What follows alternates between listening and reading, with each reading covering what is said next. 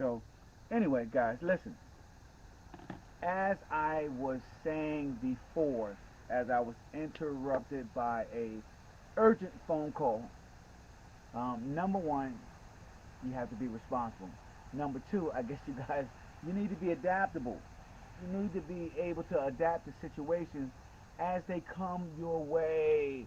And situations are always coming my way, guys. And I'm okay with that, right? I'm okay with that, and I welcome situations to come my way because I am probably the master of adaptation in my life. So, hey, whatever comes, comes, guys. But the one thing that I was talking about was responsibility, guys. You have to learn how to be responsible for things, not just that you feel are important, but that people that you care for feel are important. So, as I get caught up in my business and doing things for my business and creating content and doing podcast videos and writing books and everything else, that stuff is important to me, right? To me, to my life, to me giving value and helping as many people as possible. That is not important to anybody else in my family, guys. Listen, let's face it. No one in my family uh, has read my books. No one in my family has listened to my podcast. Nobody in my family has listened to my videos. But they're not the people that I'm targeting when it comes to helping, right? That that is not my demographic. My family's not my demographic when it comes to people that I'm trying to help. I'm going to help my family because I'm here to help my family. But as far as my messages are concerned, um, all of you guys know that you cannot be a prophet, right, in your own land.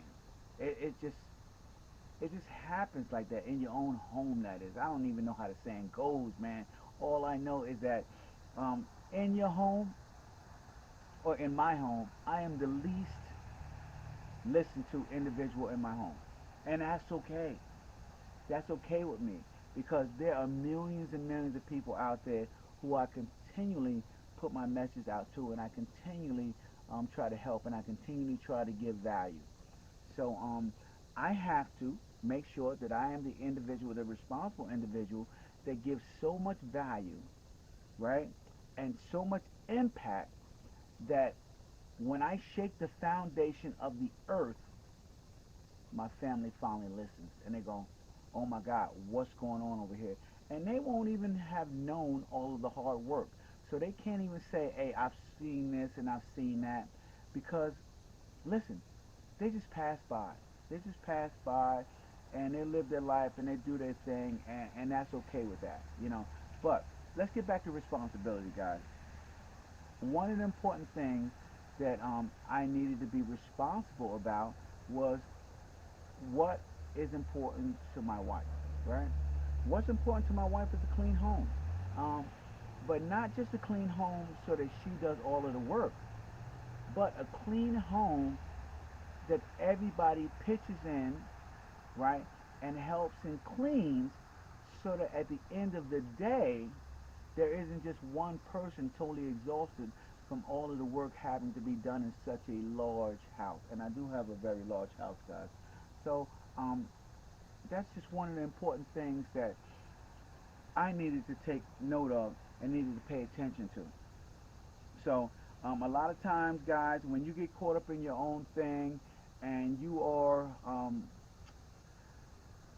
so involved in something that you're doing that you feel is to the advantage of everybody, mostly your family around you, um, you don't take into account what is actually important to everybody around you. So I just want to tell you guys that you have to learn how to be responsible, and at the same time, you have to learn how to pay attention. So being responsible is not easy. It's not easy, guys. I was talking about it earlier in this session about my responsibility of going 100 to 0, right? 100% responsibility, 100% giving in all of my relationships, not expecting anything from anybody in return. Now, if you guys have ever um, given and not received, right? And you know how difficult that feels to you emotionally, right? Emotionally, it begins to break you down to a point of where you're thinking in your head, right? Because your ego constantly needs validation. And because it constantly needs validation, what happens? Your ego says, why are you doing all this? They don't care about you. They don't care about your feelings. They don't care about your emotions. They don't care about your effort. Your ego says that to you guys. And I'm trying to tell you guys to squash it. Turn the voice of your ego into a clown voice. That's what I did, right? And I know this sounds ridiculous, but I turned it into the sound of a clown voice. So when my ego speaks, it sounds like a clown. So um, I hope that none of you guys sit there and you take a clown's advice when it comes to your life, right? So as my ego tries to give me advice for my life, he sounds like a clown, and and I don't take it seriously. I shrug it off. But your ego's persistent, guys. Your ego's persistent, and your ego believes that it is in complete control of your identity, who you are. And so I want you guys to learn how to fight against that. Fight against that by simple step of treating your ego like a clown, right?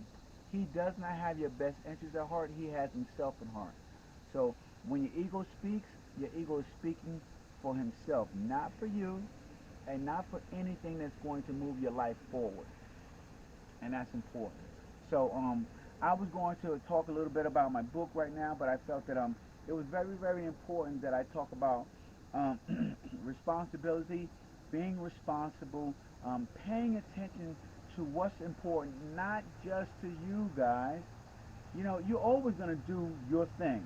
When something important to you, you're always going to put 100% effort toward something that you feel you're passionate about. But what about your significant other, right? Your husband, your wife.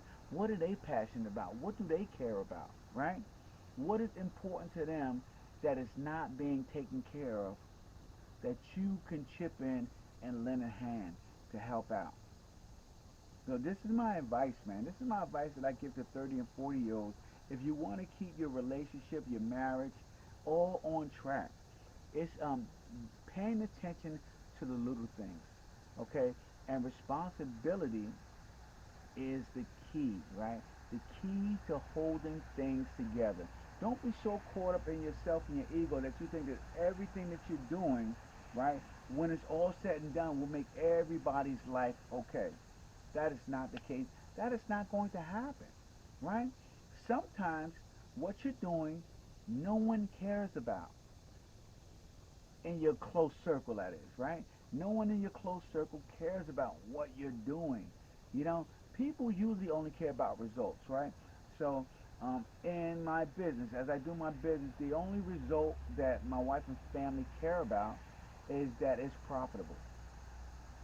So, if it's profitable, then the family can have some things that come from running a profitable business and having a person in their family, you know, the that generates enough income so that they can do things and enjoy life and not worry about expenses, right? That is like the big picture for them, right? But in the meantime, they have their own life to worry about. Everybody's situation in their life, okay, whatever they're dealing with is extremely important to them, right? And if you are going to live a life of 100% to zero, right, and let the law of reciprocity run its course, then you are going to have to learn how to pay attention to the small things. You're going to have to learn how to be responsible, okay, and respond to the small things. So you have all of your work that you have to do. Me myself, I have my podcast. I have books that I have to write. I have a business that I have to run. I still have a job.